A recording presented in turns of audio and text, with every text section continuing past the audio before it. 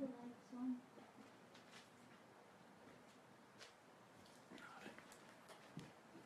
Sound good? Swami's good? Swami's good? He's good. He's just got back to Kansas City.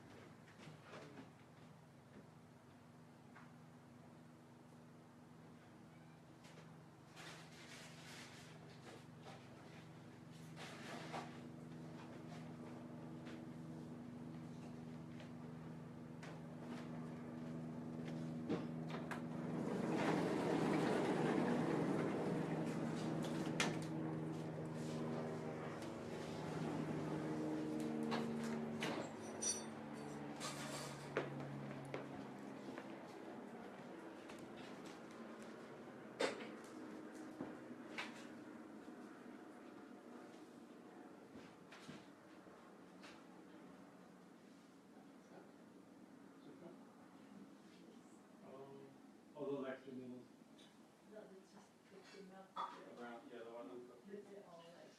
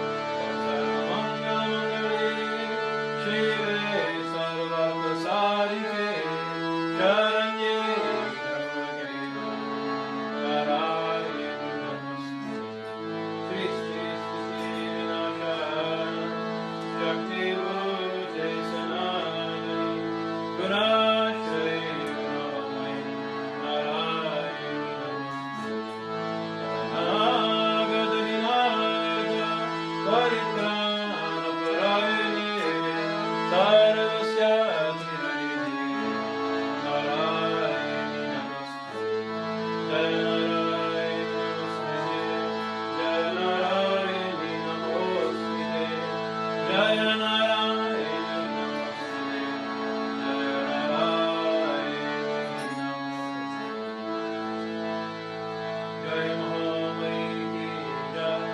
Jai Bhagavan Sri Ramakrishna Deva ki Jai.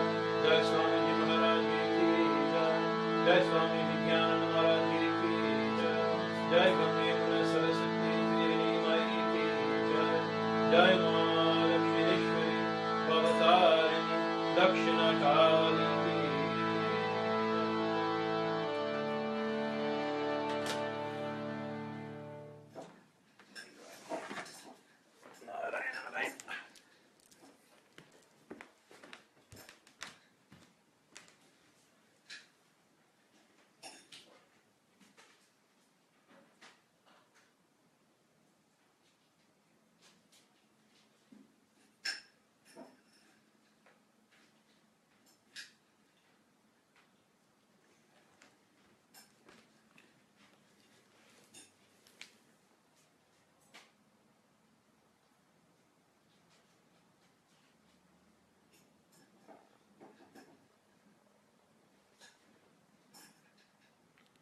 can get more, it's even better. Maybe not. The small grip. Her feet. Hmm? Her feet. You got a lot of speed. Yeah, it's okay. Come a little closer so I can. Wow! I'm assuming the sound's good. I'm not sure. Oh, yeah. Can you? Mommy, did you do something about the data or something? Yeah. You did? That's alright, yeah. Okay. That's alright.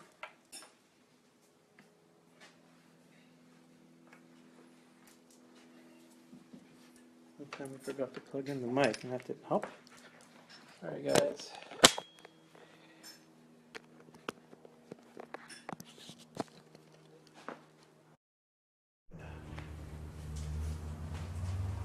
There's some friends in India, so.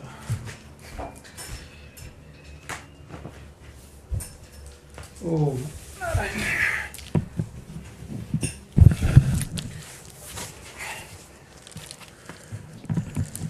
Then we have another one for podcasts.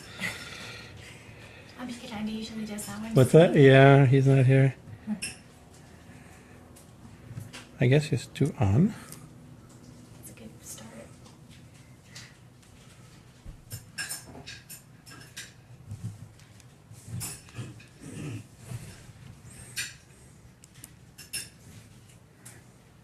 Batteries may be gone.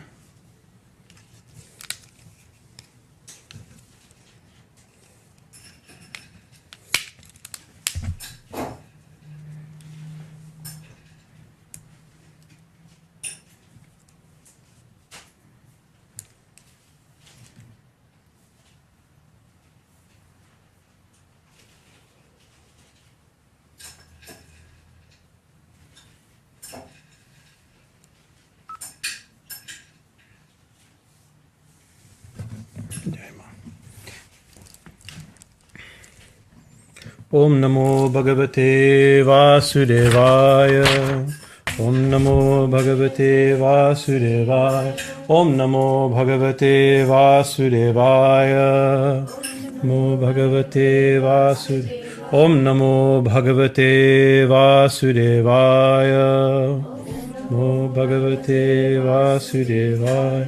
Om Mangalam Gurudevaya Devye Matriksha Mangalam. Mangalam Bhakta Brindevyo Sarva Lokaya Mangalam. Om Stapakaya Chadharmasya Sarva Dharma Sarupine Avatara Varishtaya Ramakrishnaya Te Namaha. Om Jananim Sharadam Devim Ramakrishnam Jagat Gurum Parapadme Tayostritva Pranamami Muhur Om Sarashiva Samarambam Shankarachara Madhyamam Ashmarachara Prayantam Vande Gurum Param Om Krishna Namaha Jai Sri Krishna. So we've taken the last month off almost, I think, due to Navaratri. I guess we did something during after Navaratri. We needed a little bit of a break to recover, and then Kali Puja and Diwali also more of a break to recover. It took a lot of our energy, and I think last week we had some guests. We had all those sannyasis who came from Ramakrishna Mission. We had 9 sannyasis here. It was very nice. And today is a very auspicious day. Today is the birth anniversary of Swami Bhajanananda Maharaj, one of Sri Ramakrishna's direct sannyasi disciples, a very great saint, founder of the Allahabad Ashram, very wonderful. And he did a great literary work also. He translated the Devi Bhagavatam. The earliest translation in English Devi Bhagavatam is by him. But he was so independent. Well, maybe if we have time after, we read a little bit about some of his life. But he was so independent that even I went to the Ramakrishna mission once in Allahabad and asked about Swami Bhajanananda's translation. So he didn't translate it. He published it independently. It's still not published by the Math. It's published independently. But there's some scholarly research that it was by Bhajanananda from Allahabad. He was very independent by nature. Even after he became president of the Ramakrishna order, he didn't live at Bellarmont like all the other presidents do. He continued. He went back to Allahabad, lived in his kutir. He didn't like preaching. He didn't like crowds. He was very much of a mystic and recluse. A very wonderful saint. And we're very attached to him because we spent so much of our life in Allahabad, and connected to that ashram. So, I want to double check, is the sound working? Prakashji? I don't know if the microphone's working there, if you let me know. So we've been doing, before we had our break during Navaratri, we spoke on different verses of the Chandi. We've been going back and forth between the Srimad Bhagavatam Krishna Leela and the Kali Sahasranama. And we've been talking from the Bhagavatam for I think 9 years now. And we started with Om Namo Bhagavate Vasudevaya, the first verse. And these 18,000 verses are considered a commentary, unpacking of that first mantra. And the section that we did afterward, the most recent section of the Srimad Bhagavatam, we were on Krishna's Leela. We just finished, what was it? Where is that coming from? Somewhere big machine. What was it? The Damodar Leela. And actually this is also very auspicious because this is the month of Kartik. The month of Kartik is when Damodar Leela happened, when Yashoda bound Krishna with the rope. A very super sweet Leela, and with very deep spiritual, devotional significance. Because how can you bind God? Right? It says that Krishna says, Sukadev says, in describing it, says that Krishna, he has no beginning and he's the beginning of everything. He has no middle and he's the middle of everything. He has no end and he's the end of everything. He has no limit and he's everything's limit. It's like he has no inside, but he's the inside of everything. So he's infinite. He's avyakta. But how can he be tied? Right? Because he's being a naughty boy, Mother Yashoda tied him to a wooden grinding mortar. So that So we know the story. It's important because these verses tie into it in a very unique way. Mother Yashoda went to tie him, and she found the rope to be a little bit too small. We know the story. And then she went to get more rope and tied it together, and it didn't come across. And more rope because he's infinite, right? But finally, he let himself be bound. Right? It says every time, remembering, we've told the story over several months, we forgot to mention some an important spiritual interpretation is given by yogis.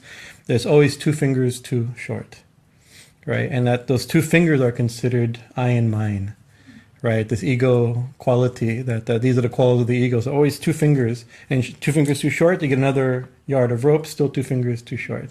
The thing that's stopping us from binding is this separation, the ego we have, the twin aspects of the ego. So can I say? So that's that's the crescendo of this Leela, is that and then there's a great line that says that which cannot be comprehended and thought of by the great mystic yogis, by rishis and yogis and siddhas, that can't be comprehended. It's beyond even the comprehension of the saints, right? That very reality was tied to a kitchen appliance by a cowherd girl, right? Says, but how is that possible? He says, that means that this cowherd girl, Yashoda, right, is greater than the greatest yogi, right? But she's not. There is a backstory what she was in her past life. She was in fact a great tapasvi yogi, and getting a boon to have Krishna as her son. But there's a more immediate story that that what allowed her to bind Krishna when even the greatest illumined mind can't hold him is devotion, her love. The love of a simple cowherd girl, right, was able to bind the absolute truth, right? So that's the emotional crescendo of that story, right? We told that story. I think we were still before we went outside for the summer, a long time ago. But then there's a backstory, right? Then another story is told. So that story goes, and she ties him up. You've been naughty and tying you up. You stay there. We all do like it's like time out, like go to your room. That's the equivalent of going to your room. But I guess in America you can't really tie children to kitchen appliances. Not supposed to. Child services may step in to do something. So then she goes off to do her household duties. And so Krishna notices in the backyard, if you look out there, there's 2 trees, and they're very near each other, just wide enough that a little boy like me could easily crawl through between them. Right, and so he goes, and this is the miraculous nature of this Leela. A little boy and just as he's walking, he's dragging this huge wooden grinding mortar, pump, pump, pump, pump, pump, and he goes in. In fact, amazing, he fit, right? Then he went through. It's like, right, and then he gives a little pull, and the 2 trees come crashing down, and 2 divine beings come out. This is the Guhyakas. These are the sons of Kubera. And so then the story is interrupted and the backstory is told, how they were the sons of Kubera, which naturally means rich, spoiled kids, the children of the god of wealth. They may be grown up with some privilege. And so they were enjoying water sports with their female attendants. And Narada Muni comes by, and they were drunk also, and they didn't cover themselves up. They ignored the sage, right? And so the sage decided to teach them a lesson, and that's we gave a long discussion on this great line. He says, "In order to bless them, I shall curse them," right? Because the sage only does good. That's an important point. Rishis only do good. Sadhu should only be a blessing. Even if a sadhu curses you, or chastises you, or ignores you, or whatever, we hope it should be for our good, right? And so because he saw these are actually great. These are the sons of Kubera, great exalted beings. Heavenly type beings, and they're described as great devotees of Shiva. They're great bhaktas, right? To be in that position is not a cheap thing, right? But with a lot of power and money comes illusion, right? Naturally, right? And so they became bewildered and lost their position. So in order to put them back in their position, Narada Muni cursed them. May you be born as Arjuna trees, right? These are 2 medicinal trees, and may you be in that condition. And always to say the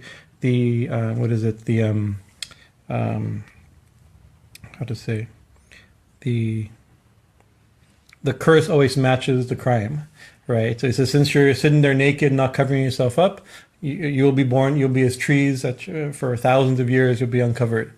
Right, and also Arjuna trees are medicinal trees. We mentioned before, the bark is peeled off to make teas, right? So continuously the bark is being ripped off, and again it grows back, and again ripped off. So it's a symbol of not covering themselves up properly. So the crime, the punishment always fits the crime somehow, But then he said, but eventually, right, you'll be liberated. Lord Vishnu will take birth in his rupa as Krishna, and he will liberate you from this form, right? So that was a curse, and immediately they were born, seemingly a curse, but it was a great blessing, right?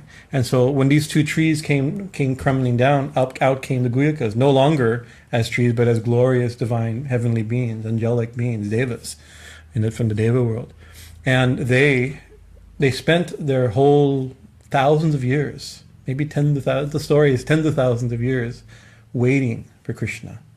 Right, so this is a big time of meditation, right? They're contemplating the whole time, what have we done? How far we have fallen? We had such an exalted position and we wasted it, right? Due to being bewildered by enjoyment and greed and wealth like this, we became bewildered. It's easy, we can see in the world of enjoyment, desire for enjoyment and wealth bewilders us all. We forget we lose our position, and we lose the consciousness of our position. Checking something real quick.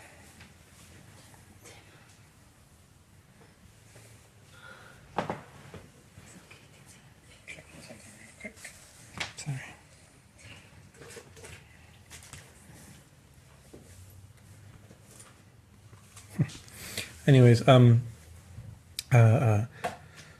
so then they came out, and so now they have a great realization, right? And so now they start Krishna Krishna Maha Yogi. I remember the first line. Oh, Krishna Krishna, you are this great yogi. Why is he a great yogi? Sorry, the sound's coming. Why is he a great yogi? They've seen all these miraculous things happen in that house, right? Their tree is witnessing. Of course, they're meditating. They know the Supreme Lord's coming to liberate them, and this little boy. But they're also observing so many amazing things that happened with Krishna. Putna, when women tried to murder him, and everybody saying, "Oh my God, some monster attacked my child," but they saw, "Oh no, this is Vishnu. He liberated Putna." The cart demon tried to kill him. Then he was pulled into the sky in a cyclone. Remember all these different demons and so they've seen so many miraculous things. So they know he's not a normal person. They also know he's supreme. He's the Supreme Lord. So so they do. And we spent, I think, 2 or 3 weeks going through the prayers of the Guyakas. Extremely high philosophical prayers, full of abstruse philosophy, especially the philosophy of Sankhya, right? Using you are Purusha, you are Prakriti, you are the evolution of Prakriti. I mean, he goes into very elaborate things, and then stating again and again, you're inconceivable, you're avyakta, you're inconceivable, nobody can hold you, nobody can see you, nobody can know you, because you're never an object, you're always a subject, right? That you're the seer, not the seen. This, it goes into principles of Vedanta. Using Sankhya philosophy, language, it talks about Vedanta, of seer and seen, subject and object, all these type of things. Right, only by the mind's completely still can you be comprehended. Using the language of yoga, when the chitta is still, the self reveals itself. Because we've unpacked all these things. It's been a long time, so I'm covering it again. Then what happened? But then they said, so here they are. This is where we ended last time. You can't be known, and you're never an object of knowledge, right? Yet we know you, right? So in other words, he can be known. Right, because just like Yashoda tied him, right, they're also seeing him. They're seeing a little boy praying tied to a mortar, saying, "You're the supreme truth that can't be seen." They are seeing him, right? They have the eyes to see him. What are those eyes? The eyes of devotion, right? They have a different type of thing. So they're saying you can't be seen, but devotees see you. Just like Arjuna, that you can't be bound, yet Yashoda bound you. Right. So this is actually very high philosophy, and it goes into Sankhya and Vedanta and all these principles, but it's actually bhava, right? That the supreme absolute truth, the infinite, unconceivable, unknowable, uncomprehensible, right, can be known, can be seen, can be loved, right? And by love you're known, by love you're bound, you're controlled. Actually, in these verses we'll finish today, eventually the gopis are telling Krishna what to do, and he does it. Right, it's like they're devotees and he's God, and they're telling him what to do, and he's playing around doing exactly what they say. Right, this is. It seems like, oh, this is very sweet Leela of Krishna. Everybody loves Krishna Leela. It's always charming. Everywhere you touch it, it's charming. Especially the childhood past, and they're all charming, right? See little Krishna, naughty Krishna pulling around and playing and breaking, and stealing butter and all these type of things. And he gets older, the play gets a little more complicated, more fun in its own way, but. It's a very big philosophy, also, right? But it's not philosophy. It's just, how is it that the unknowable can be known, that the incomprehensible can be thought of, that the unbound, the infinite can be not controlled, because Krishna. It's not that Yashoda really tied him up; he let himself be tied, right? Not that the Guyakas could know him through the yogic austerities; he let himself be known. He crawled through the trees and knocked him down. Right, it was his action, so that our understanding of God, in a certain sense, not in a certain sense, in the absolute sense, is God's grace. But how to get God's grace? Yogis get God's grace. I mean, there's so many methods of spiritualization, but the Bhagavatam elevates bhakti as the most direct and the highest form, right? Because just see the absolute truth. There's that famous mantra we've quoted before, that the absolute truth is crawling in the courtyard of Nanda. How is it possible? It's charming, right? Thinkable, right? We can say his name. We can. And there's a very big thing, because that Sri Ramakrishna told, he had a very important teaching that he'd say. He says in the beginning, one sees, like when not everybody comes to God in different ways, right? It comes through philosophical inquiries, but when you start thinking like what is God is omnipotent, omnipresent, omniscient, all powerful, all knowing. He's the creator of the universe, and thousands of years in the Gita, Krishna shows him so this universal form where he's destroying. I am time, destroyer of worlds, right? It's like one eye is the sun, one eye is the moon. He's the sun, moon, and fire. He's the universe. I mean, God is really big and powerful, right? And so that's true. That's one of the definition of God, the absolute big, massive awesomeness, omni wonderfulness. One of my friends coined the philosophical term.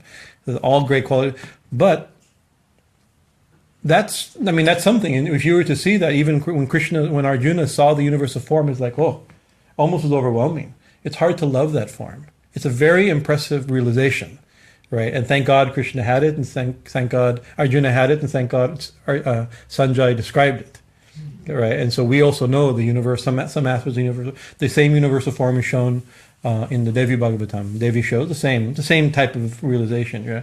But it's a little overwhelming, right? And it's not something that's easily approachable, easily comprehensible, because that being can't be comprehended.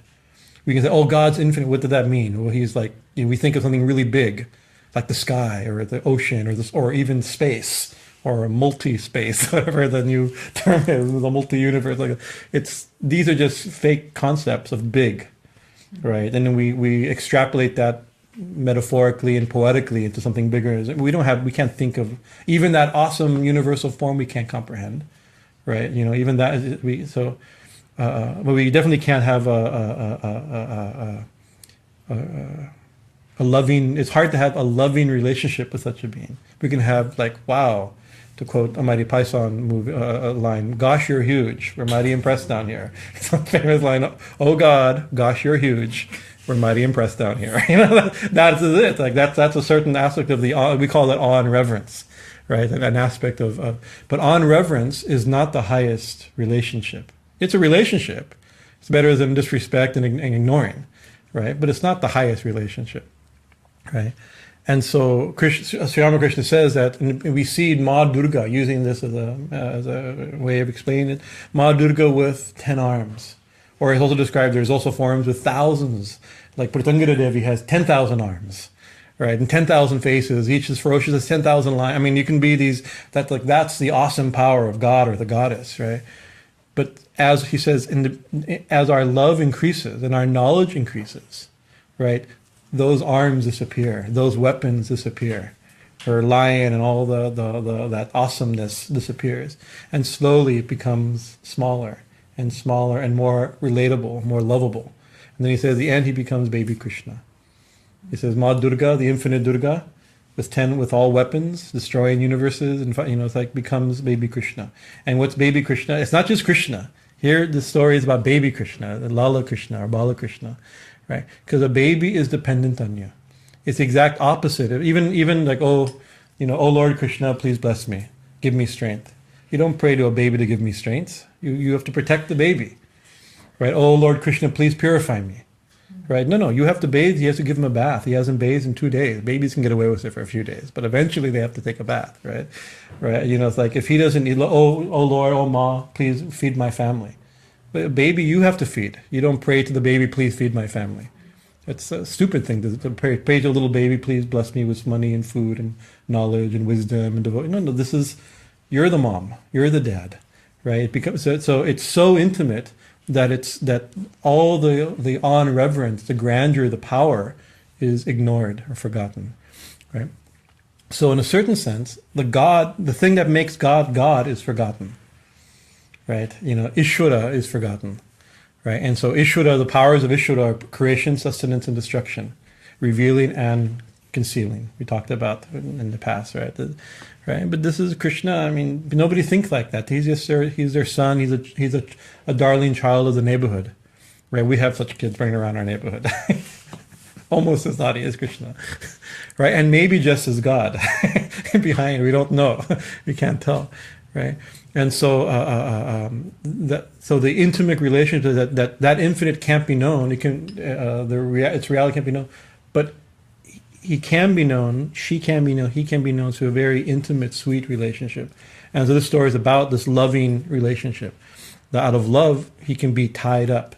Out of love, you can tell him what to do. Out of love, and actually this is called Seva Puja. There's people who, especially in Pushti Marg traditions, that people worship Lala Gopal or Baby Krishna, even Baby Ram, same thing, or now even young in South India they do for Kartikeya the same. We were talking about it, the tradition that baby Kartikeya, the same type of, people want this sweet Leela, right? Even we have little statues of baby Ganesha. There's some charm. There's not. I mean, it's like I don't know if it's an authentic traditional form for puja, but it suits. We want to worship this way because the giant Ganesha who destroys universes, he's not as approachable, right? So especially for those who worship, there's people who worship, their puja is having a little Damodar Shalagram or a little baby we have Lal Gopal, and their puja is very beautiful. I mean, I know many. I have Lal Gopal. We have him here. I have him in my kutir. It turns out I'm a very bad dad. It's good I became a sannyasi. I don't bathe him. I don't feed him. I don't dress him. I talk to him a little bit when I'm working on my computer. He's on my windowsill. I don't know how happy he is with me this way, but this is what we. He should have went to a better dad if he wanted better. But those who have this relationship, there's one Swami Bhajanananda. He's from Chinmay Mission. He told me his grandmother worships baby Krishna, and every morning she wakes him up and she reads a chapter of the Gita to him in the morning, right? Because this is his school. It's her responsibility. He has to become educated, because when he grows up, Arjuna is going to ask him some difficult questions, and he's going to have to know what to tell him, right? And it seems silly and sweet, but she really does mean it, because eventually he'll grow up, and we'll have to. And Gita. I mean, I've been studying. I have the Gita here. I've been studying my entire adult life, and I still can't make heads or tails of most of it. It's not that easy philosophy, and Arjuna is going to be able to say really fast. Krishna has to say really fast on a very difficult situation on the battlefield and convince him in a half hour, quick, right? But the idea that she has to teach Krishna, right? It seems absurd, but actually it's very sweet. It's a deep relationship to Vatsalya Bhav. We have another friend in Berkeley. Please forgive me, I'm forgetting her name right now, but she's a very strong personality, very powerful person, and great bhakta. And I learned a lot about this worship of the Seva Puja of Krishna from her. She's giving Krishna to many people, and she has Krishna. So I've told the story before, we went to her house for puja, kirtan one night. So we came at 7 o'clock at night. She had a picture of Krishna and a picture of her guru, and we did bhajans for a couple hours, and then she brought food. We had prasad, very, very nice. So I said, Mataji, I heard you have Lalaji, you have baby Krishna. Can I see him? I want to see him. He goes, no, Swamiji. And he says, we're adults. We can stay up and chant. He goes to sleep by 6 or 7. Right, he's been and she that's her. She puts him to young children. She keep them up at night and give them halaba like we were eating. They're going to be spastic the whole night, right? Very dangerous, right? So, but she meant it, right? Another thing is when somebody brought one older grandma, Gujarati grandma, came with she had made a green sequin outfit for Krishna. Right, and when people bring, sometimes it's like, I'll put it next time we do puja. No, I just immediately address them so she can feel satisfied seeing. She had made it by hand, not just bought it and brought it from her teacher or something. She made it by hand, and so I said, I put it. But it was twice as big. It was he didn't fit, right? So I'm trying to awkwardly put it. And says, Mataji, it doesn't fit. It's too big. And without skipping a beat, she says, okay, he'll grow into it. Right, and I don't know if she was being, trying to, or she actually thought you always get clothes too big for a baby. That's a good. Otherwise, we all know, like this. So it's like, but in one sense, these people are crazy, right? Crazy, stupid, ignorant. I don't know what it's like to think like that. But it's not. This is the position of Yashoda, right? That even what great tapasvis, yogis, rishis, brahmins, sannyasis, kings, philosophers, they can't tie Krishna up, right? But a cowherd girl can out of her simple devotion, right? That's the emotional punch of the story, right? And the Guyakas, their prayers are meant to highlight this fact, right? When you see their ego came up, and then humility, and then their statement that even they, right, that you are infinite, you are unknowable, but you're not unknowable. Yashoda knows you. All the cowherd boys and girls know her, the men and women, the cows. Everybody knows Krishna. There's no problem. Even here, thousands of years later, we also know a little bit of him, right? And his charming qualities. So that's where they said after that they went back to their abode to do their job, right? The Guyakas went back to their abode to do their jobs, right? So that's where we stopped a month and a half ago or something. So what happened since then? So we left them. So now what happened? These two giant trees crashed down, right? And Krishna's still tied to the mortar, right? The whole time, right? And the two divine beings disappeared. You imagine in a small cowherd village, herding community, it's a big noise. So everybody comes rushing to hear what happened. Let me find my notes here. I've translated a few verses that I thought were especially good. Some of them I'll read. Some of the Leela that we can read, it's not as philosophical. But actually I was thinking about that. Before it was very difficult translation because the prayer of the Guru was high Vedanta and Sankhya philosophy, right? And you have to take years to study Sankhya and Vedanta philosophy to be proficient in it. And I've as a practitioner, we have general knowledge of Vedanta and Sankhya, but not so it was not an easy translation like that. But then I was looking at these simple prayers and these simple statements. This is higher philosophy, right? I think it's also juxtaposed after this extremely erudite, high-thinking philosophical exposition on the nature of the absolute truth. Now it picks up. It's like he's still tied to the mortar. You have to remember this, right? You have to put it all into perspective. And so we're reading from Skanda 10, which is where primarily Krishna Leela is, in chapter 11, discourse 11. Let me find it in Hymn of the Guyakas. Okay. Sri Shuka Uvacha. Sukadev, the speaker, is speaking to King Parikshit, right? And this is also good to remember, so we haven't thought of it in a long time, what's happening. King Parikshit has been cursed to die in 7 days, right? And by snake bite. And Shukadev, the son of Vedavyas, is speaking these teachings to him because he wants who can talk to me for 7 days about God, right? If I'm going to die in 7 days, he tried his best, and the Devi Bhagavatam describes he still tried not to die, right? In the Devi Bhagavatam it describes, so it tells the story a little differently. Even if we know we should you have Saraswati, you have cancer, you have 3 months to live. You should try. Like, what can I do? Can I change my diet? Is there chemo? You do your best.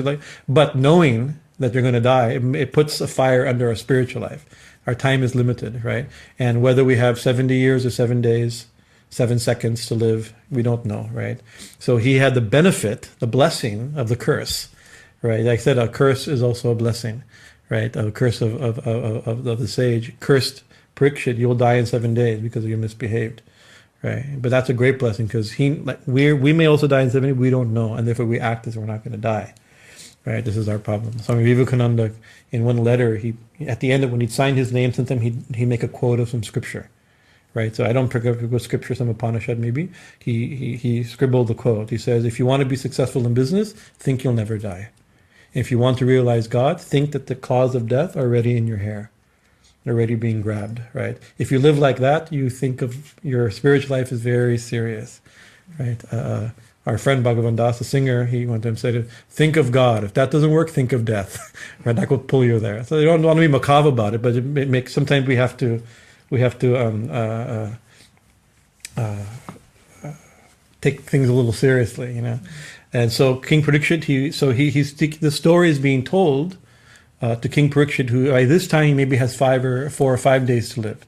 Maybe 3 or 4 days to live. He's probably at least, the way the Bhagavatam separate, I think we're on day 4 or 5 of the speaking of the Bhagavatam. It's taken us 9 years, but it took 5 days to speak to this point, right? And so now he's getting to important things, right? So after, like, why tell this elaborate story of philosophy and Sankhya, where the conclusion is even you are the principles of Sankhya and Vedanta, but practically speaking, you're impossible to know by Sankhya and Vedanta, right? So when you're on your deathbed, you're not going to think what's Purusha and what's Prakriti, or what came first, yeah, like Purusha or Prakriti, or the chicken and the egg, or the scientific cause and the uncon cause, and the knower and the known, and the primary qualities and secondary qualities of epistemology. That's what he's talking about. But then the conclusion of that story is you're almost impossible to know. Even the great yogis who know this philosophy and practice don't know you in truth. Yet we see you, yet Yashoda's tied you. Right? So on your deathbed, and we're all on our deathbed. That's the thing to remember, right? It will come like that, we should, even Shankaracharya, Shankaracharya, his commentaries are based on grammar, right? But in that famous Bhaja Govindam, Bhaja Govindam, Bhaja Govindam, he says, oh foolish person, oh foolish ass, right? Talking either to somebody else. Some stories say he sees a grammarian practicing grammar, reciting grammar, Panini grammar rules. He says, what is this? At the time of death, when your voice is choked, reciting the rules of grammar won't help you. Say Govinda, worship Govinda. Others say this is self-critique, because all of his commentaries are based upon Sankhya, right? And Govinda is also the name of his guru. So that's also important, Govinda Pada, right? So people say that that's actually the time of death, which is now, or tomorrow, or in 70 years, right? The grammar is not going to help you. The commentaries of the scriptures aren't going to help you, right? Worship God, love God, think of God, or think of Guru, right? That's what's going to help you. So this whole thing is ultimately being told to a dying man, right? So much philosophy is told, but the conclusion is brilliant philosophy, but the conclusion is at the time of death, too much philosophy won't help you, right? Love and affection and taste, longing for God, love of God is going to help you. Well, I haven't got to the verses, and we're an hour into this. That's the way it is sometimes. One devotee, he was driving cross country. He had a job in the desert, deep in the Mojave Desert, doing some security on a ranch, right? And he was thinking also, it's like, oh, just saying God again and again. You sometimes think it's just so simple, just saying a mantra again and again, right? He says, but we have to understand. He was also thinking, like, what's really going to work, right? Shouldn't we also shouldn't we, through deep meditation, through contemplation, through breath control, through scriptural study, philosophical inquiry. He was like, these are all legitimate, and they are legitimate paths. And just as he was thinking this, he kind of half fell asleep because his mind was distracted, and he swerved off the road, right? And luckily, he didn't flip or crash into anything, but it was very scary. It came to a screeching stop in the thing of dust on that side of the road in the desert, right? He almost died, but that was his answer. Right, because his counting his breath would not help him then, right? Contemplating between the things, he's like, what helped? He was like, oh, Ram, whatever he said. That's he could hold on to something at that moment, right? It's like this. It's interesting because that was an answer to his question, right? That was very interesting. Little Leela, I remember. Shukadev said, the Gopananda yada srutvaha, Gopananda adyaha srutva. Gopa, of the cowherd community, the cowherd men, Nanda adya, beginning was Nanda. So Krishna's father, Nanda, and the other cowherd men, Shruta, heard. Drumyaha patato ravam. Drumayo means the tremendous, means two trees. Patato, falling down, ravam, this tremendous sound. So they heard crash. You can imagine. And if you've heard, we've had some trees fall down in the neighborhood, and you immediately get up, Jayama, Jai Sri Krishna, and you run, right? It's like, oh my God, what's happened? And miraculously they fall right next to the horse, nothing happened. They fall next to a car with a boy sleeping in it, nothing happened. Luckily, but it could have been. So what happened? We hear that sound. You get up and run. Some emergency has happened, right? So they come to run. Tatra jagmuhu kuru shretaha. O head of the Kurus, O King Parikshit, they ran to that spot. Nirgata bhaya shankitaha. Afraid that maybe a lightning bolt had hit. Right, that's a common reality here, not as much, right? But India gets some good lightning, better than we got. Very scary lightning. So they thought maybe something horrible has happened. Maybe a lightning bolt hit a tree or somebody got hurt. So they all ran out, right? Bhumya nipatito tatraha tadrishuhu yamalarjunaha. Right. So what did they see? Laying on the ground, they saw these two giant Arjun trees.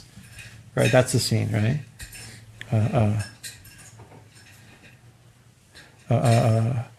Bhabramustar avignaya. Seeing that they became bewildered, and avignaya, they couldn't understand. Actually today, Vijnanananda, he's somebody who has blissful understanding. They were avignana. They had no understanding. What happened?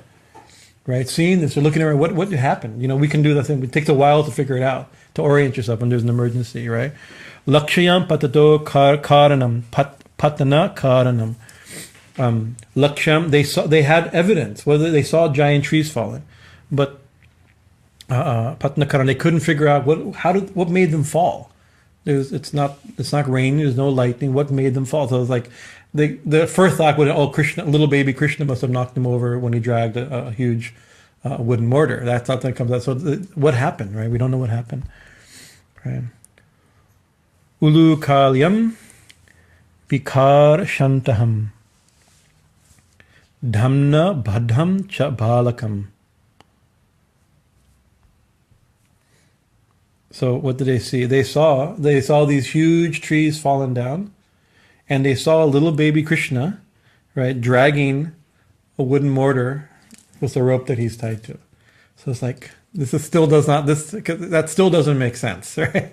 Right now they have more evidence. They see the trees and they see the little boy with some mortar, right? So we know a little bit of the story. So maybe Krishna knocked it down, but that's not a thing. Right?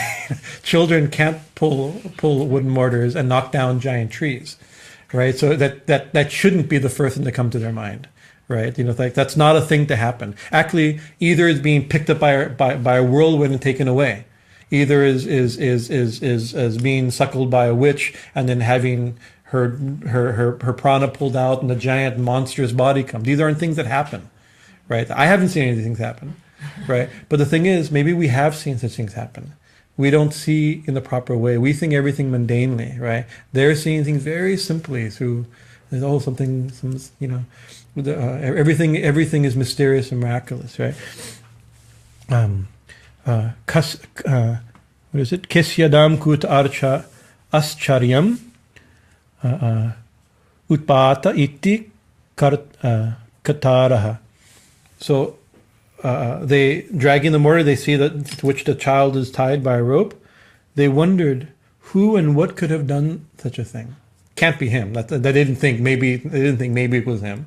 Who could have done such a thing? Okay, remember, they don't know Krishna's God, right? If they knew Krishna's God, it would be. He's destroying universe. His two trees are nothing, right? And actually, when the trees fell, I'm pretty sure it was Krishna. And the fact it didn't kill anybody, pretty sure it was Krishna.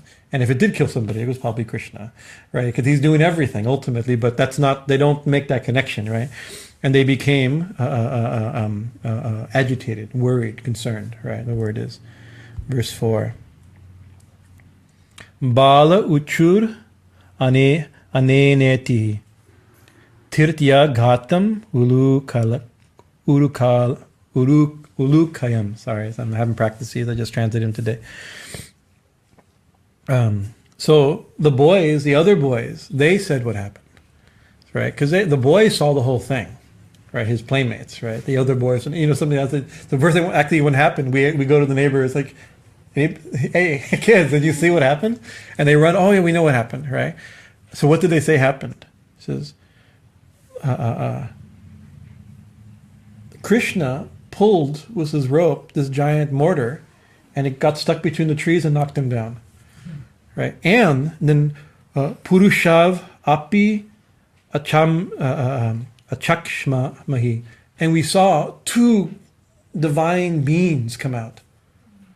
right? This is what children are saying. So also that's like, what do you say with kids? Say, oh, I saw what happened, right? Superman came down, knocked down the tree, and then it's like, yeah, these are the village stories, It's like nobody takes them seriously. Such stories, it's that the children saw the truth.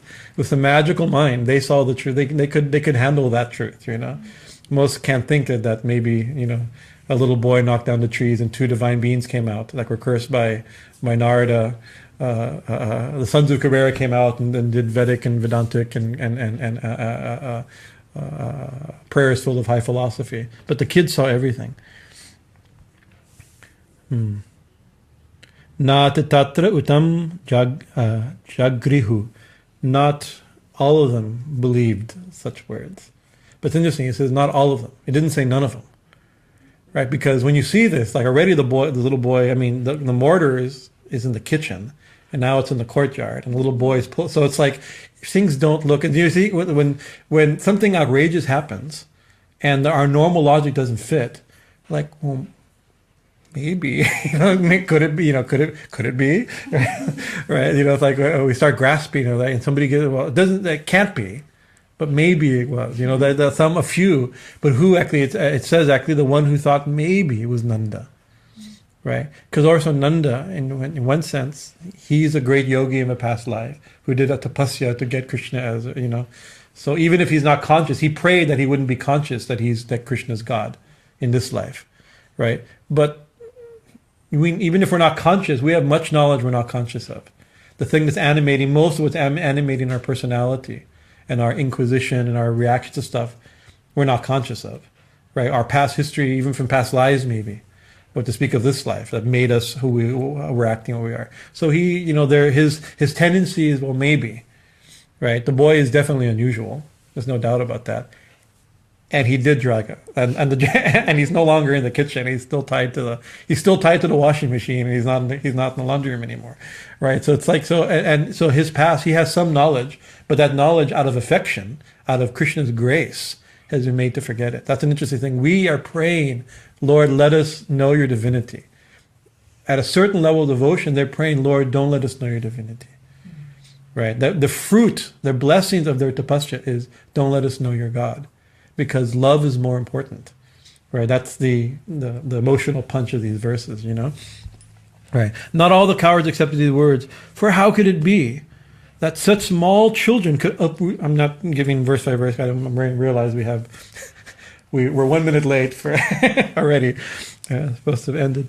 That such small children can uproot trees, but some were not sure, considering everything that they had seen happen. Because what is it? What happened? A giant witch was destroyed. A cart fell on him and nothing happened, right? Like a shed falling on a little child, and the child just is there on top of the shed, nothing happened, right? Or he was picked up by a tornado and pulled into the sky, and nothing happened. These aren't normal things. So thinking of that, well, maybe something happened, right? Maybe. They began to contemplate that. So. Ulu kalyam vikarshantaham dhamna bhada swayam atmajam vilokya ananda prahasad vadano vimumochaha. This to me is, in this little section, my favorite verse. So then Nanda, what happens in all this? You see all this, go get the child, right? What does go getting the child means? Right, so seeing his own son dragging a mortar through fallen giant trees, right? Nanda, bound by a rope, Nanda smiled and released him from his bonds. He untied the rope. Now, many commentaries of mystics and sages, scholars, ancient scholars, as well as mystics, have commented on this verse, right? Why did he smile? Right, but I said maybe he knows. You don't know what he knows, right? He must know something. We know something. We all believe he's God. So maybe he knows something, right? He's seen too much. He knows too much. He knows the mysterious things that have been happening. So he knows that Krishna can't be bound, yet he's bound, right? So that's the one thing. So the idea of untying somebody that can't be bound. it's an absurdity, right? That smile reveals some of his knowledge, right? You can't, it's like all the time, but this is something, this is not real, right? In the normal sense. But also there's another thing, is who is Krishna? He's the one that releases us from bondage, right? So here his father is untying Krishna. What does Krishna do? We pray to him to release us from bondage, right? He's not bound. He's bound by the affection, the love of his devotees, especially unsophisticated devotees like Yashoda, right? So he's not really, he seems to be bound, although not bound. And now he's being freed. He can't be freed. And who are we to free him? He frees everybody, right? So there's a beautiful, famous scene in the life of Swami Bhajanananda.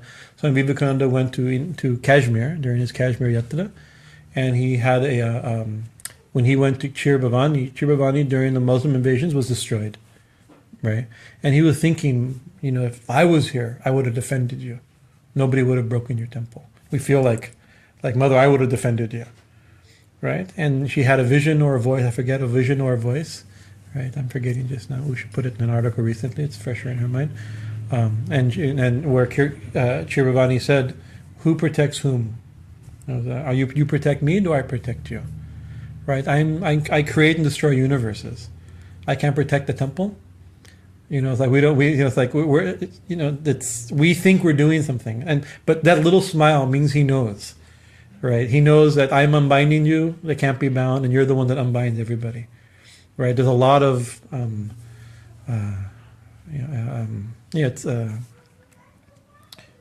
irony or something like that, and I'm choosing not the right word, but I mean there's a lot in that smile, right? But also we should live. Sri Ramakrishna said, right, that I am the doer, that is ignorance. Mother, you are the doer, that is knowledge. The simple definition of knowledge and ignorance. We usually think if we studied in school, we have knowledge. If we haven't studied in school, we're ignorant. That's how the normal definition. But he gave he gave many definitions of knowledge, and this is one of them. Right, Mother, you are the doer, that's knowledge. Mother, I am the doer, that's ignorance. So, still, the situation calls him to run to his child and untie him, naturally. But he knows he's not. He's the one doing everything. He lets everything happen, and he's the one doing everything. Right? So so we, in a certain sense, if we need to give it a little bit of an internal, motivational principle to how to do, we should live with that smile. Do everything, but no, we're not the doer. Right? Act as if, do our responsibility. Right? But we know God's doing everything. Right, and actually, there's a wonderful line coming. I won't get because I'll get there, so I don't want to give it away. So then, what happened? So that's the last verse of that Leela. Then a little sweet Leela happens after this, which I think we'll have time if I read it quickly. So in a certain sense, that's the final. That's the conclusion. The conclusion then, with a smile, he unbound Krishna. Right, he was bound. He was not bound has been bound, and he who liberates us, we're unbinding. Right. So this is a mysterious of how the absolute can be comprehended and related with, right, and grasped. Right. So then a few days pass. All right. It doesn't give us the next scene that's given. I just got to read the verses, not the translation, not the Sanskrit. The gopis induced him to dance. Right. So then the gopis. So now you get a little child. So what do you do? It's like, oh, so many children come. It's like, oh, it's like, and you put on the children dance and you play with them. You make them do stuff. Right. Go give this to your mom. And he runs and gives it to your mom. Go give it and you run back. There's so many charming, and they're just charming things. This is regular life also. All the things that happen are actually happen in regular life. Kids get sick. Right. There's near accidents. There's accidents. It's like, near, like that boy in the car the tree didn't fall on him, right?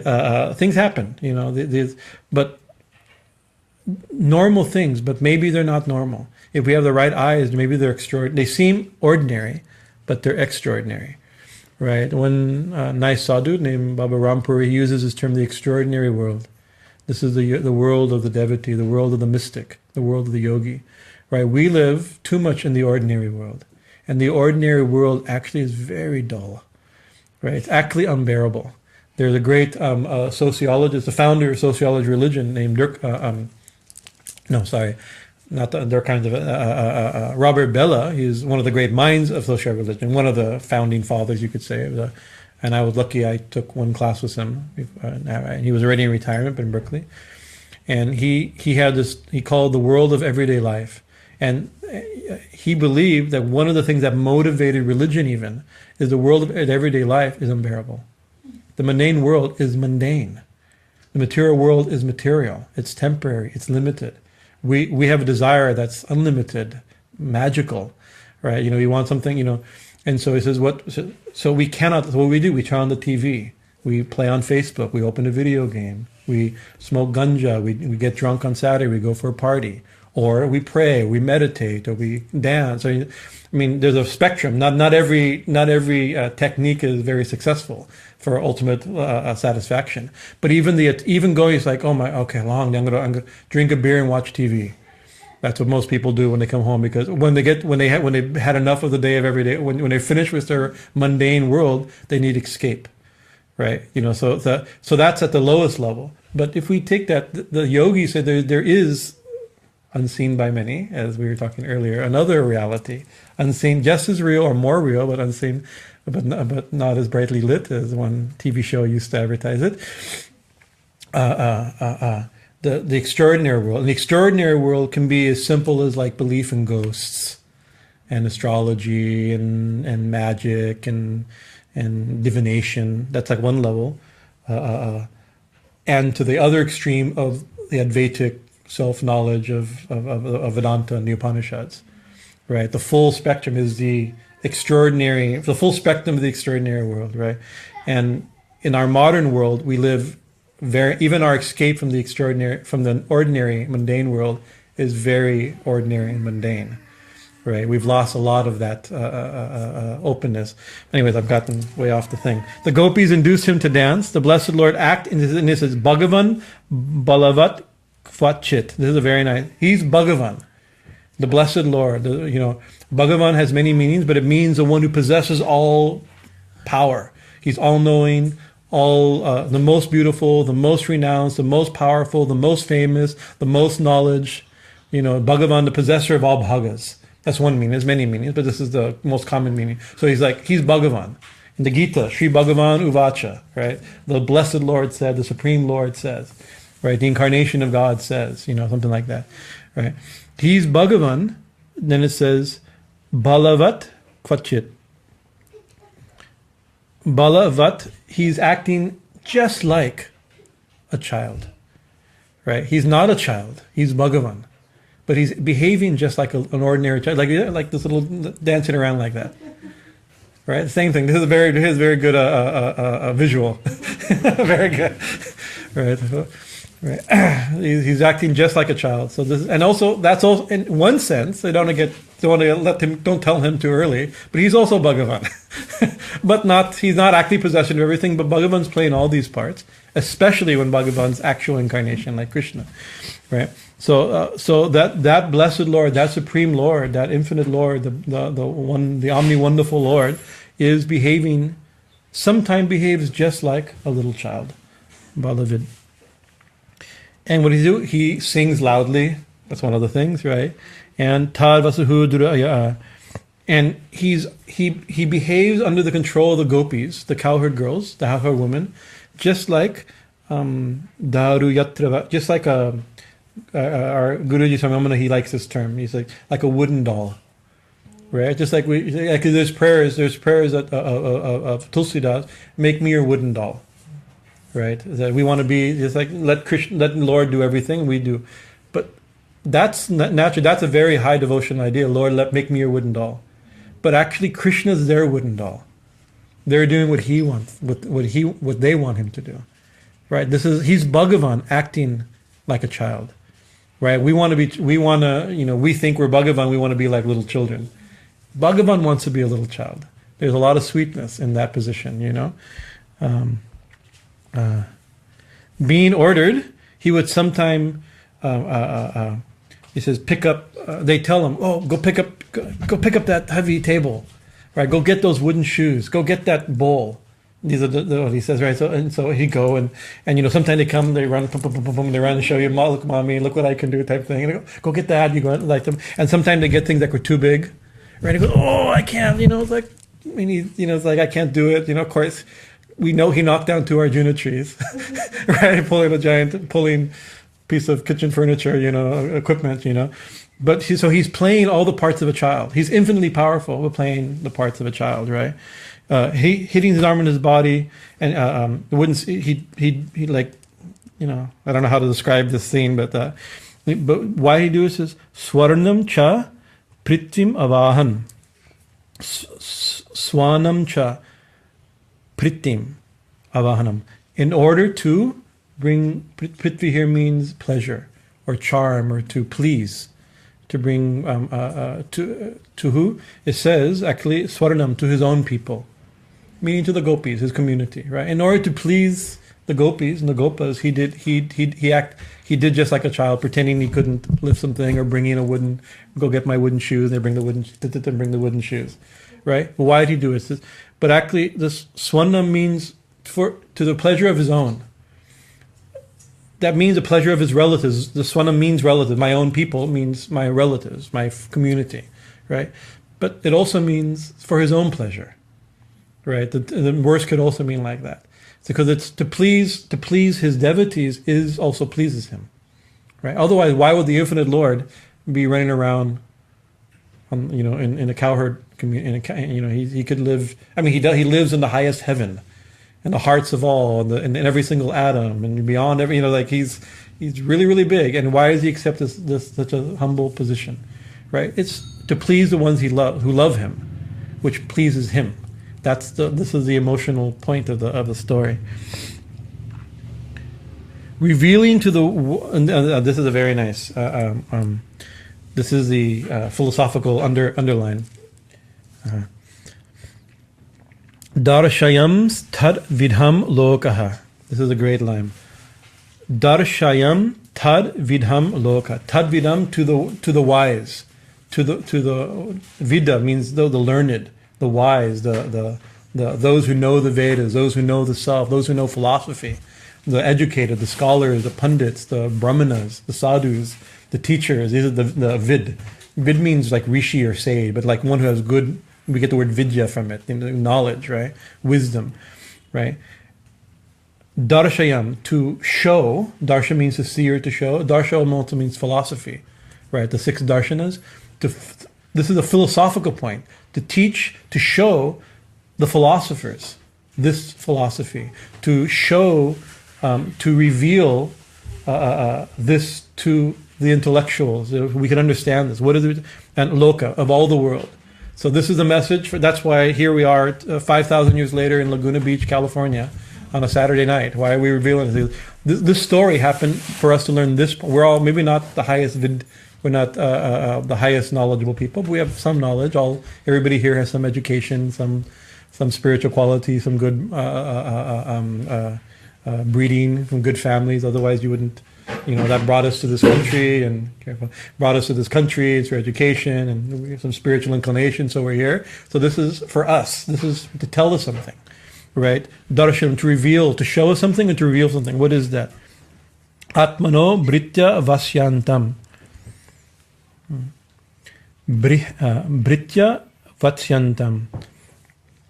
Atmano, that his Atmano, his own self, he subjugates himself, right, to his lovers. That he becomes a servant of his devotees. It's a very big thing. This is the philosophical point to why this story is being told to a dying man, why it's being told to educated people who don't know when we're going to die. We're so smart we don't know we're going to die. We're so smart we don't know that we're going to die, what to speak of when we're going to die. This is our foolishness. We think we're smart, right? Right. This is the big point. In order to reveal to the wise throughout the whole world, including Laguna Beach now, right, that he subjugates himself to his devotees, right? And in order to do that, he delighted the inhabitants of Raj, right? And blessed the blessed Lord, acting just like a small child. Bhagavan Bala Chestitaha. Chittatayiha. Right? Why is Bhagavan acting as a child? To teach all people everywhere, forever, right? That the Lord becomes a servant of his devotees. Now, it doesn't mean like, oh, no, now good. Now I have God. I have one of these powerful gods under my control. First thing to do is get my enemies, right, and bring me some food. It's like that's a problem. We have to be careful when we start. That's not what this is meant. This is not a bartering thing. It's by magical spells, and you please, and they'll do what you want. Not like this, right? Because what is he doing for them? He allowed himself to be tied up. He allowed him. So he's doing charming things to them. They tell him, go get that, and he go gets it. Not to fulfill their selfish desires, to bring them spiritual happiness, right? So that a simple cowherd girl that's not vid, that doesn't have education, right, can combine the absolute. That's inconceivable, right? That the unknowable can be known. So this is a great secret. How when we sit for meditation, when we come before Ma for puja, how do we how do we know her? How are we going? Through love, we can think of her. Right? We can say God's name. We can see God's form. We can think of these stories. We can pray. We can have relationship. We can complain. Right? And it seems as if that infinite Lord behaves just like how we want. Right? If we have love and devotion. Right? Affection. Simple love and devotion and affection. The problem is even our love and devotion and affection is very complicated. Srila Prabhupada made a statement that Krishna consciousness is complicated for the complicated and simple for the simple. I like this line very much. Spiritual life is very simple to the simple, and very complicated for the complicated. And just today we read Swami Sri Ramakrishna saying, Swami Chaitananda started quoting Sri Ramakrishna, and yesterday we read that in order to realize God, the simple one has to be simple. Right? So the simple, sweet relationship is good. A little philosophy is good. Here we're out talking, so we're explaining and thinking. We're supposed to think about. We're supposed to also think, but we're supposed to think on how to feel, right? To guide the mind should be a servant to this, because the mind can't comprehend God, but the heart can. Even Krishna says in other places, he says that I'm not in the famous line. I'm not in Vaikuntha, and I'm not in the hearts of yogis. Right, I'm where my devotees sing, right? Or another place where he says that the devotee is greater than God. That's obviously that's a bhava thing, not a tattva thing. It's not true that a devotee is greater than God, but it kind of is. Why is it? Because God, the entire universe is within God, and a devotee, as if, can hold God within their heart, right? So that's something. The infinite, all-powerful God can be told, go get my bowl, right? There's a bhava thing here, very deep. A moving thing, right? So then the final story that will end today, there's one little sweet Leela at the end of this, right? So we know the end of Krishna gets untied by his father, and he's made to dance and do stuff by the gopis in order to show all of us that God can be controlled, as if comprehended and held and realized by love, right? So what happens? Remember, you have to think. It doesn't happen here anymore, but we have hawkers. In India, there's hawkers, right? And you have their own. And so you say like a fruit sale. Hey, come get fruit. Come get their fruit for sale, fresh fruit. And the city in Calcutta, we see it. So you hear it. They have a certain sound. You go. It's like, oh, here's somebody. Go down and get some fruit, right? So this is true in the cities. In the cities, there's some people, usually people from the country, come into the city to sell fruit, but they're not in the city. They're in a village. So who's coming to the village? Come get fruit, right? So it doesn't say, but the commentaries say these are tribals. These are the Adivasi type. These are the tribal people, Aboriginal almost people in the forest of that time, right? So they're coming because already this is a rural farming community. Not even farming. It's not farming. They're cow herders. They're herders. Herder. They're herder. Cow herd. Anyways, yeah. Doesn't fall off my tongue, the fact that plural is still supposed to be without an. Anyways, it's like fruits. Fruit. One of those type of things, right? I stumbled on earlier today. So they're not farmers and people coming from a market. They're living. They're herding cows from settlement, and they're moving their settlement. Actually, next week or 2 weeks we'll read where they decide to move their settlement. All kinds of scary things have happened. We're moving to Vrindavan from Braj. That's when Krishna moves to Vrindavan. Right? Too many weird things have happened. I think we should move to Vrindavan. Nothing weird will ever happen in Vrindavan. That we know, right? Right. All the best stuff happens in Vrindavan from Braj. These are outskirts of Vrindavan. So the person who came in was a very simple. Can't say simple. That wouldn't be demeaning, but it's if the farmers are not the big city folk from Mathura, right, or Hastinapur, right? The cowherd men are not, and women are more simple than. So the people coming from the forest to sell fruit, right? These are going to be very with no education, very simple people. And in Ramayana, these are the heroes. Right, when Ram goes into the forest, he falls in love with their simple ways. They approach him very simply, right, and he embraces them. That in the normal culture would be considered almost untouchable, right? They're outcasts, and they're beyond societies. But because of their natural devotion and communion with nature, and therefore the communion with God, right? Ram immediately embraces them. So it's also a little window of who.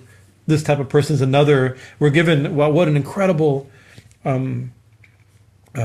simple cowherd people, right? They're the topmost in this story, right? But in their community, let's go even more simple, even farther away from sophisticated people like us, so-called, right? Right? Who read? They actually see Krishna, and I'm reading the story on my iPad. So we have to put it all in perspective over Facebook Live. So anyways. We're trying the best we can. So he hears, "Come buy fruit, come buy fruit." Some hawker from the forest, some forest dweller comes, right? Hearing this, Achyuta would run with grains in his hands, right down to the fruit seller, right? Achyuta, and Achyuta means the infallible, right? This is a very important thing he can't be conceived, but he also anything he tries to do will be successful. That means these names are little hints. That means what he ran to do will be done, right? He has all of this is his work, and he knows what he's doing, right? He's playing all these parts, right? So hearing this, Achyuta, the infallible one, would run with grains in his hands to go get fruit, right? Pala arti dhanyam adayah. Pala arti, in order to get the fruit he wanted. Oh, they got fruit from the forest, right? So he pick up. So what they have, they're traders and they're herdsmen. So they have grain. The thing this is the barter thing. So in order, he didn't bring money. He grabbed a bunch of rice or grains or whatever would have been the barley. I don't know what would have been Vrindavan at that time. Rice probably wasn't there. Too dry, I think. And he runs down, right? But a little boy, imagine a little 5 or 6 year old boy running. Like I remember, for us, it was here in the ice cream truck. Like you'd like ice cream, run, get $1 from mom, and chase, get our bikes and run down the street. Try to. I can do it like this, right? That type of thing. Very fresh fruit, from the forest, running down to get fruit to the vendor. So. Come buy fruit. Hearing this, Achyuta would run with grains in his hands to get fruit. He'd run to the vendor to get fruit. Who is this? Sarvapala Pradaha.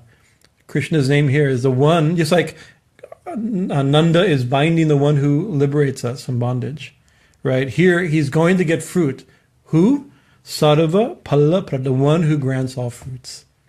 He's the giver. He's the doer. You're the doer. That is knowledge. Right? He's the one that's doing everything. He's the one that grants everything we got is by God's grace. Even we work for karma, it's still under His grace. These are His laws.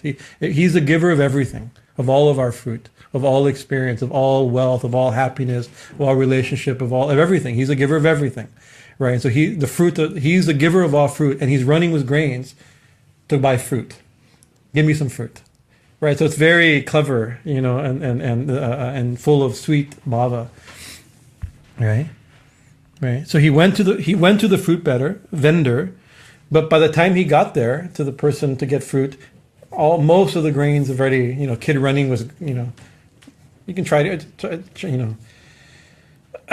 get a handful of a mustard seed and try to go from the counter to the stove. By the time you do that, it's only half this. It's like this, especially a little child running anxiously around, like, oh, come, wait, I want some, right.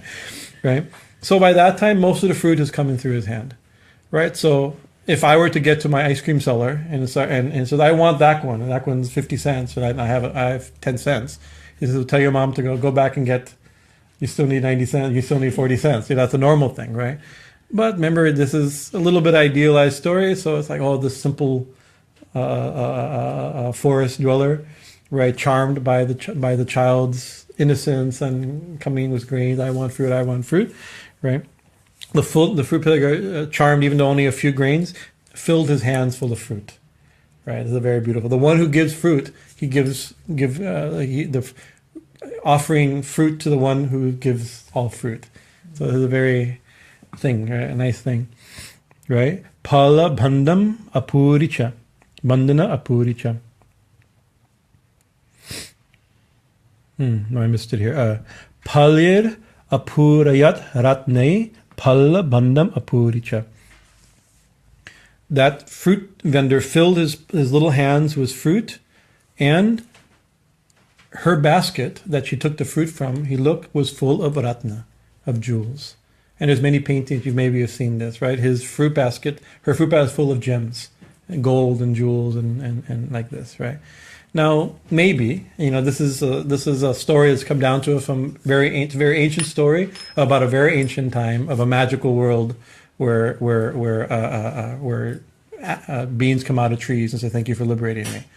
Right, so we have to remember that, so the story is that, she gave the fruit and turned around and her basket's full of gems and gold and gems, right, treasure, right? So that's the story. So that's an ancient story. I don't know, true or not true. That's not for me. We believe the scriptures. The scriptures we have faith in the scriptures, right? But once again, that's not a thing that happens. That's not a normal thing. You don't give somebody fruit and then have gold in your basket.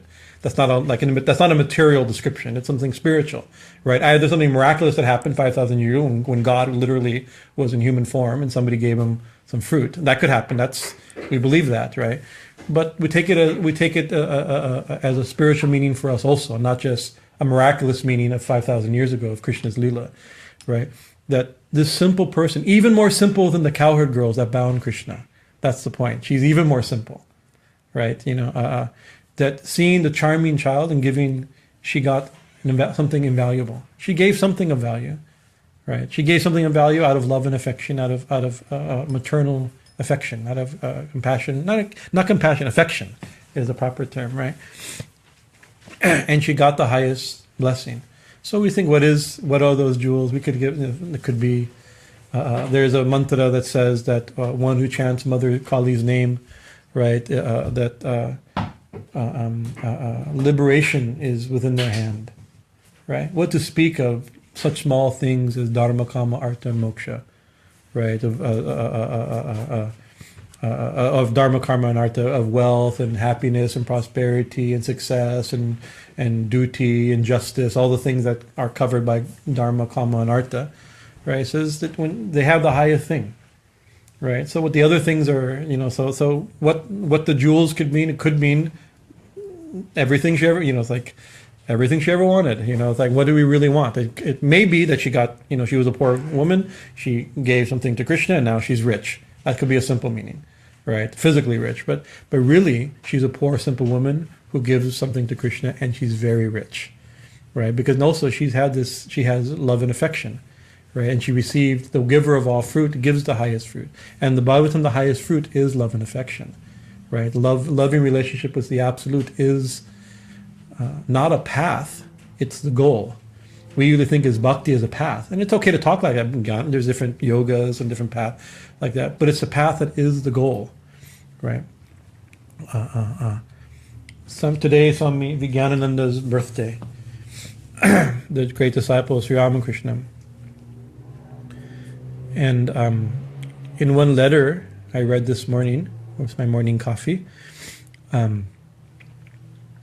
no, not letter. When there was one scene in front of him where some devotees were playfully arguing some philosophical point, right? And one is saying that bhakti is supreme, and the other is jnana is supreme, right? That knowledge is supreme or devotion is supreme. Which one's supreme? And so, and all are quoting from the scriptures, and then they take it that the scriptures are contradictory. That's a problem, right? But we're disciples of Sri Ramakrishna. We'll quote Sri Ramakrishna. What the Guru says is right. So they say, I'll defeat you with Guruji's words, right? And one of them says that the sun of Gyan melts the ice of bhakti, right? So that shows that that Gyan is higher than bhakti. Thakur said that in certain conditions, like that. And then I forget what the other is, that in certain places, even there's that's the idea that water freezes, right? So you can through devotion you can grasp the infinite. You can make it solid and reachable, right?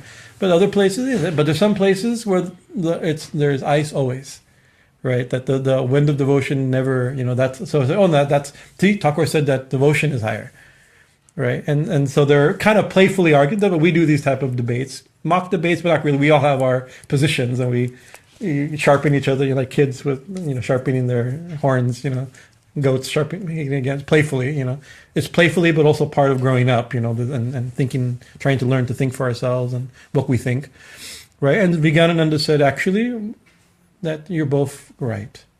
It says jnana and bhakti at the highest level, they're not different, right? It's like we see from different. We step down, we can see from different angles. They seem very different, right? But that's because we're not in the level of discussion. What did the scripture say? What did Guruji say?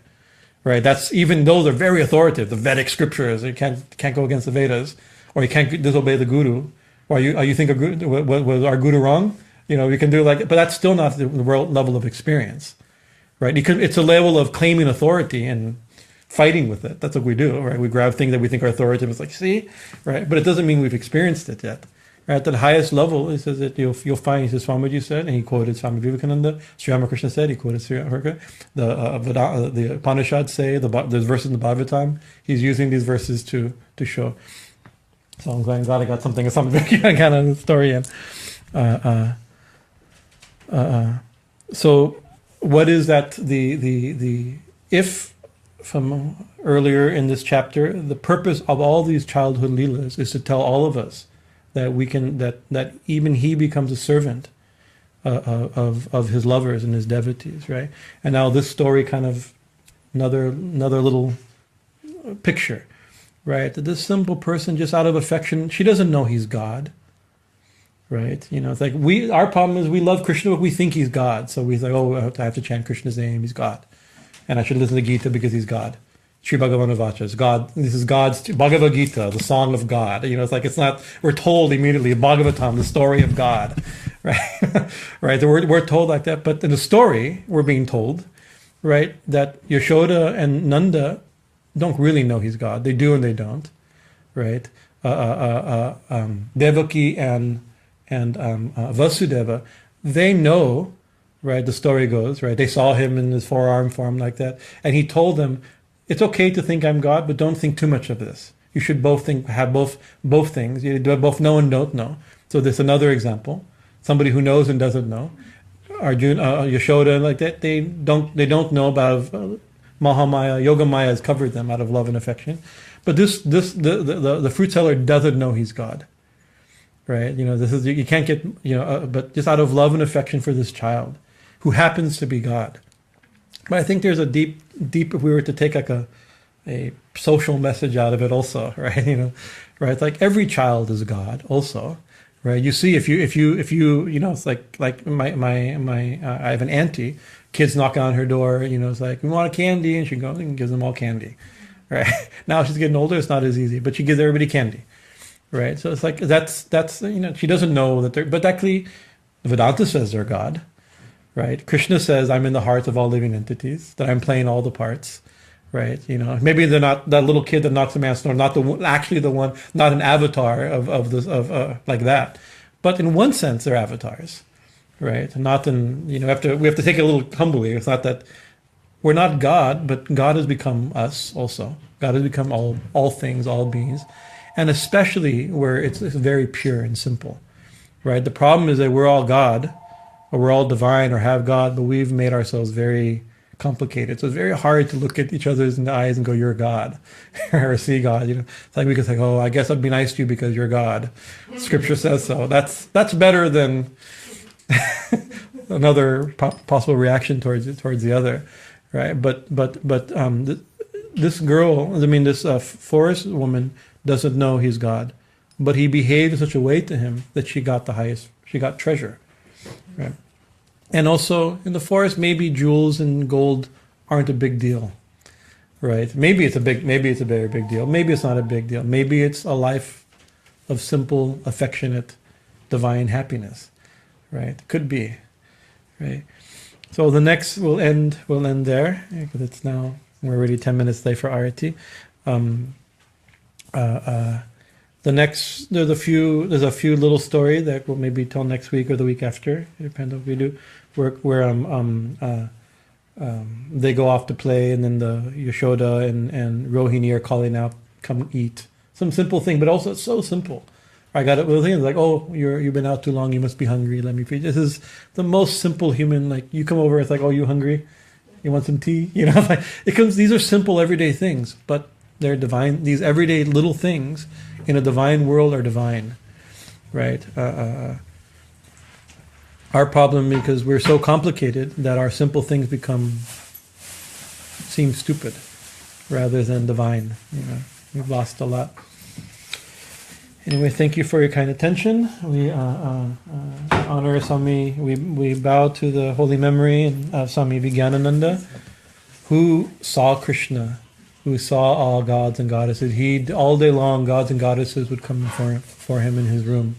And he lived on the bank in Allahabad, on the bank of Ganga Yamuna Saraswati, right? And he saw her actually. This is a very important vision. He went to the Sangam and he's walking the Sangam and he saw this lady come out of the Sangam, and she had a beautiful goddess-looking woman with 3 long dreadlocks, right? Pouring three streams and pouring water, dripping water, come out and go back in, disappear.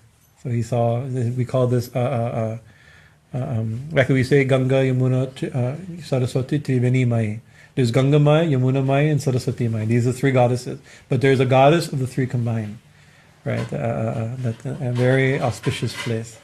So, yeah. One time somebody came all the way from South India, a huge pilgrimage, 110 years ago or something like that.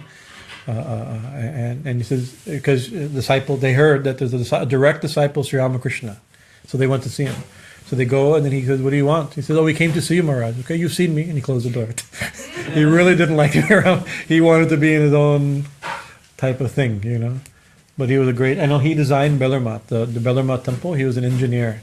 So that beautiful multi-dome temple cathedral, and that Bellarmat, he himself, he didn't see it built. Swami Vivekananda gave the idea, and he made, and many of the early foundational buildings of the Ramakrishna mission, like the different hospitals and temples, he designed all. He was an engineer. He designed all these things. A very great mystic and saint. And if you go to Allahabad, the ashram is there. His original room is there. So many of the original things is quite moving. Which place? Allahabad. Yama temple is It's in the neighborhood called Muktiganj. It's by scooty, it's 10 minutes from our ashram. By walking, an hour from our ashram. Anyways. Jai Thakur, Jai Sri Krishna, Bhajanananda Maharaj Ji ki Jai, Mahi ki Jai, Bhagavan Sri Ramakrishna Dev ki Jai, Jai Ma, Jai Ma, Jai Ma.